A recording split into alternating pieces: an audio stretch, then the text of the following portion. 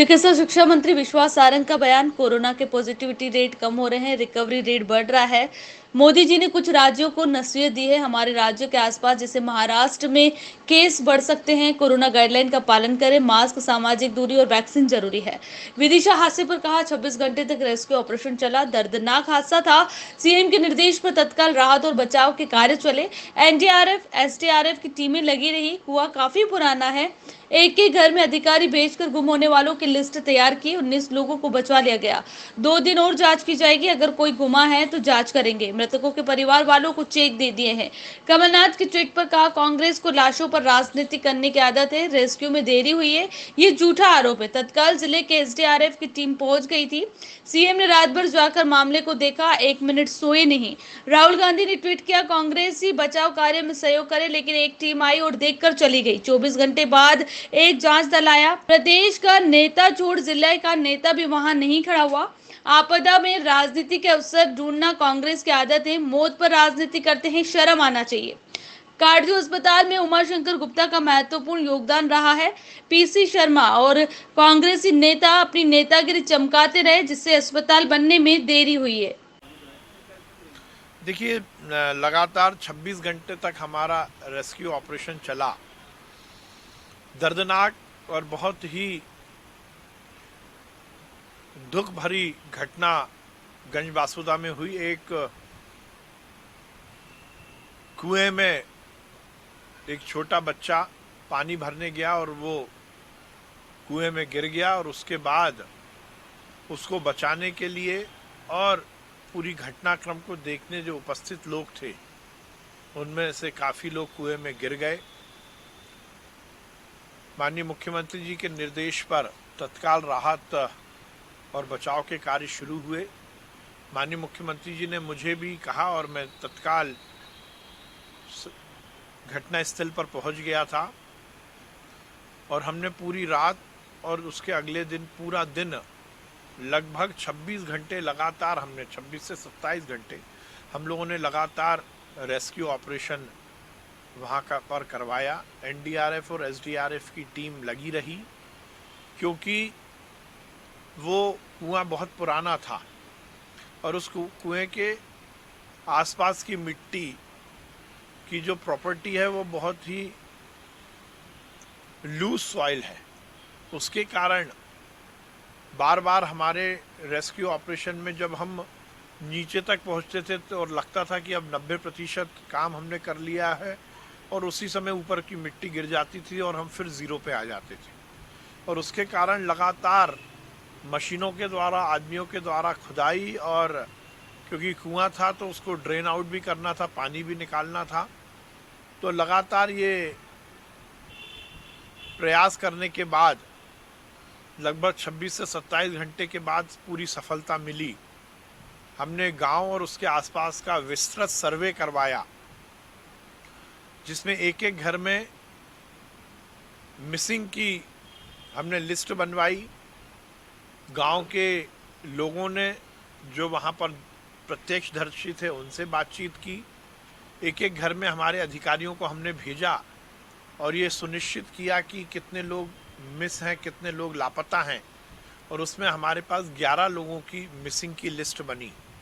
हमने उसी लिस्ट को लेकर काम करना शुरू किया। पहले ही दिन हमने 19 लोगों को रेस्क्यू कर बचा लिया। 19 लोगों की सुरक्षित जान बची, उनको अस्पताल में भर्ती कराया। हमारा गंज बासुदा के अस्पताल में ही अधिकतर लोग भर्ती रहे। लगभग 4-5 लोगों को ही रेफ़र करना पड़ा विदिशा मेडिकल कॉलेज के लिए, और उसमें से एक को भोपाल रेफ़र किया। परंतु जो 19 लोग बचे उनमें से किसी की भी जान को खतरा नहीं है। फिर हमने उसके बाद रेस्क्यू और तीव्रता के साथ किया, और 11 जो हमारी मिसिंग लिस्ट थी, जो कि गांव वालों से और वहाँ के घर वालों से बातचीत करके जो मिसिंग 11 लोगों की लिस्ट बनी थी, उस पर काम करना शुरू किया। और कल रात में लगभग 10 बजे हमें आखिरी शव जो उस बच्चे का था, रवि नाम के, वो भी मिल गया। और उसके बाद रेस्क्यू ऑपरेशन, जब हमारी 11 की लिस्ट पूरी हो गई तो हमने रेस्क्यू ऑपरेशन को पूरा किया। पर उसके साथ ही 2 दिन और ये निश्चित किया है कि यदि कोई कंप्लेंट आती है और किसी के घर से यदि कोई मिस है तो और जांच की जाएगी। माननीय मुख्यमंत्री जी ने जो मृतक हैं उनके परिजनों को 5 लाख देने की घोषणा की है। जो घायल हैं उन्हें 50,000 रुपये की घोषणा है। घायल का पूरा ट्रीटमेंट मध्य प्रदेश सरकार की ओर से होगा। मैंने अधिकतर परिवार वालों को स्वयं चेक भी बांट दिए हैं। कल ही हमने चेक भी बांट दिए। जिन जिन जो मृतक हैं उनकी शिनाख्त होने के बाद उनके परिजनों को चेक दे दिए। कल रात में मैं वापस आया, 24-26 घंटे तक वहीं पर था। मैं हमारी टीम को बहुत बधाई दूंगा कि बहुत विपरीत परिस्थितियों में उन्होंने पूरी तन्मयता के साथ और पूरी लगन के साथ इस पूरे रेस्क्यू ऑपरेशन को निष्पादित किया। पर दर्द और दुख इस बात का है कि 11 नागरिकों की मृत्यु हुई है। हम उनके प्रति संवेदना व्यक्त करते हैं।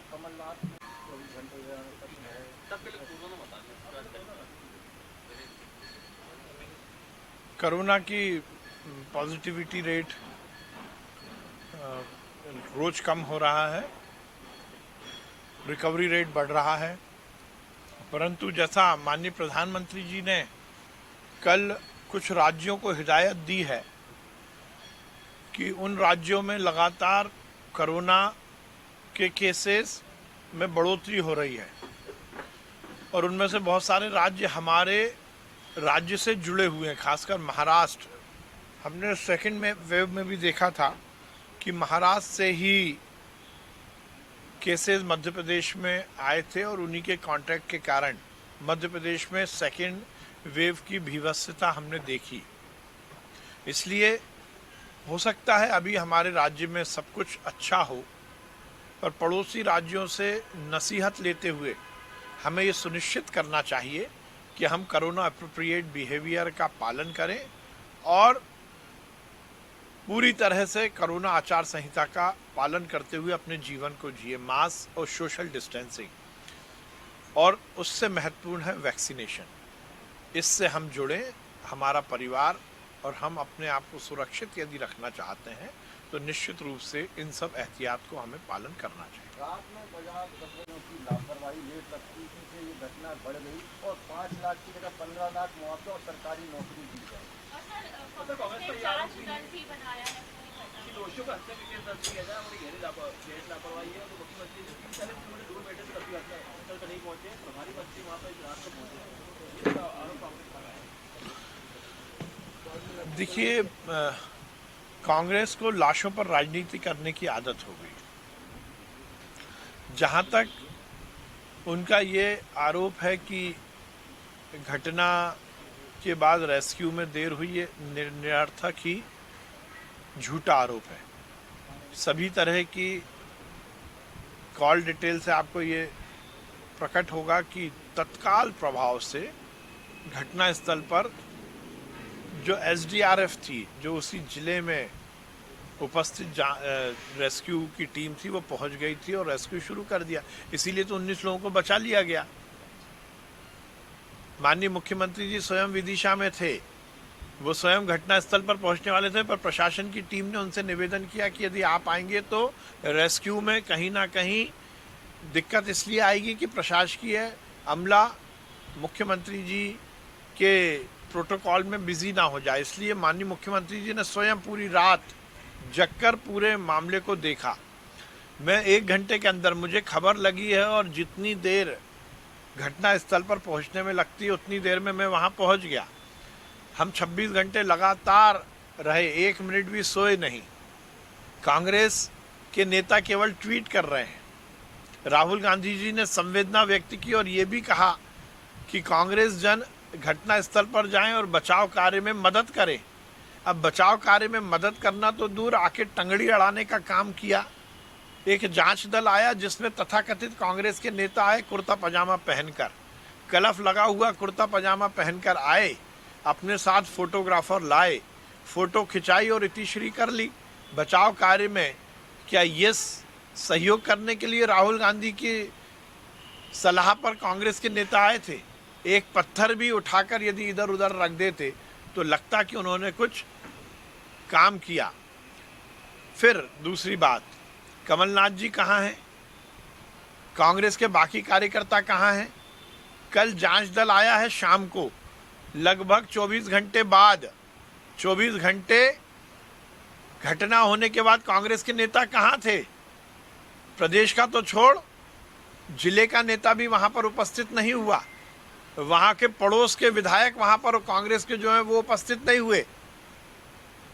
कमलनाथ जी मुआवजे को लेकर बात कर रहे हैं। मैं उनसे पूछना चाहता हूं, 15 महीने उनकी सरकार रही, वो मुख्यमंत्री रहे, उस समय भी मध्य प्रदेश में हादसे हुए, उन्होंने कितने लोगों को कितना मुआवजा दिया, इसका भी हिसाब जनता के सामने प्रकट कर दे। केवल लाशों पर राजनीति करना, केवल आपदा में राजनीति के अवसर ढूंढना, ये कांग्रेस की आदत हो गई है। सब जगह लोग ये बोल रहे हैं कि माननीय मुख्यमंत्री जी ने शीघ्रतापूर्वक कार्रवाई की। परसों रात में माननीय मुख्यमंत्री जी सोए नहीं, स्वयं यहाँ पर कंट्रोल रूम और विदिशा में जहाँ उपस्थित थे वहीं कंट्रोल रूम बनाकर पूरी व्यवस्था को उन्होंने देखा। जब सब कुछ अच्छा हो गया तो आप ट्वीट कर दो, वाह कमलनाथ जी, वाह राहुल गांधी। मौतों पर राजनीति करना शर्म आनी चाहिए कांग्रेस के नेताओं को। आपको और तो कुछ तो मौका मिलता नहीं है तो लाशों पर राजनीति करते। कोरोना में भी यही किया। अब इस तरह की हृदय विदारक घटना में ऐसी मानसिकता रखना निश्चित रूप से लाशों पर राजनीति करना ही है। अब देखिए, क्योंकि रोजमर्रा की जिंदगी भी जीना है, अर्थव्यवस्था को भी पटरी पर लाना है, परंतु उसके साथ साथ कोरोना का ध्यान भी रखना है। इसीलिए ये निर्णय लिए गए। पर हर निर्णय, हर रिलैक्सेशन के पीछे इस बात की भी एहतियात और हिदायत है कि हम कोरोना एप्रोप्रिएट बिहेवियर का जरूर पालन करें। नहीं, देखिए, वैक्सीनेशन हमारा सुचारू रूप से चल रहा है। अब क्योंकि हमने 17 लाख 10 लाख वैक्सीन रोज के लगाए तो आप लोगों को 4 लाख 5 लाख का फिगर कम लगता है, जबकि वो भी एक बड़ा फिगर है। और हम लगातार युक्तिकरण कर वैक्सीनेशन चला रहे हैं। वैक्सीन क्योंकि अब पूरे देश में आपूर्ति उसकी हो रही है और मैं केंद्र सरकार को, नरेंद्र मोदी जी को इस बात की बहुत बधाई और धन्यवाद दूंगा कि उन्होंने लगातार वैक्सीन निर्माण में उत्तरोत्तर उन्नति की है। जून के महीने में जहां 11 करोड़ डोजेज देश भर में सप्लाई हुए, जुलाई के महीने में लगभग 13.5 करोड़ डोजेज देश में निर्माण हुआ है। और इस प्रकार से जैसे वैक्सीन लग रहा है उसमें निश्चित रूप से जो टारगेट है कि दिसंबर तक हम वैक्सीनेशन को पूरा कर लेंगे, उसमें हम सफलता प्राप्त करेंगे।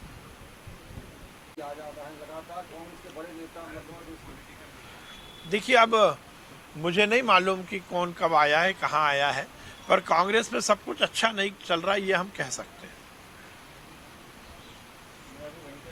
नहीं, देखिए, ये जो काटजू अस्पताल शुरू हुआ इसमें बहुत बड़ा योगदान उमाशंकर गुप्ता जी का है। उन्होंने इसका प्रयास किया और कांग्रेस की 15 महीने की सरकार में तो ये पूरा प्रोजेक्ट ही पीसी शर्मा और कांग्रेस के नेताओं ने ठंडे बस्ते में डाल दिया था। यदि पीसी शर्मा चाहते या कांग्रेस चाहती तो ये तो 1 साल पहले ही बनकर तैयार हो जाता। और उनकी लेट लतीफ़ी के कारण, क्योंकि उन्हें ठेकेदारों से वो कुछ नहीं मिल रहा था जो वो चाह रहे थे, इसलिए पीसी शर्मा और कांग्रेस के नेताओं ने इस पूरे प्रोजेक्ट को, जो भारतीय जनता पार्टी का प्रोजेक्ट था, उसको ठंडे बस्ते में डाल दिया था। काटजू को पैसा किसने दिया? भारतीय जनता पार्टी ने। काटजू का पैसा कौन लाया? हमारी पार्टी, हमारी सरकार ने प्रोजेक्ट बनाया और हमारी सरकार में ही उसका उद्घाटन हुआ, शिलान्यास हुआ, हमारी सरकार में ही बना। पर 15 महीने उसका काम डिले होने के कारण वो ठंडे बस्ते में चला गया था। विगत दिनों जब सेकेंड वेव आई थी तो ये मेरा निर्णय था कि काटजू को हम डेडिकेटेड कोविड हॉस्पिटल बनाएं और इसीलिए हमने वो काम किया। माननीय मुख्यमंत्री जी ने विगत दिनों उसकी शुरुआत की है। केयर संस्था के माध्यम से बिना सरकार का पैसा लगे हुए हमने उसको कोविड हॉस्पिटल में परिवर्तित किया है। उमाशंकर जी को इसका बड़ा श्रेय जाता है और यदि पीसी शर्मा श्रेय लेना चाहते हैं तो बेगानी में अब्दुल्ला दीवाना जैसी कहावत ही चरितार्थ होगी। बदल दी और अब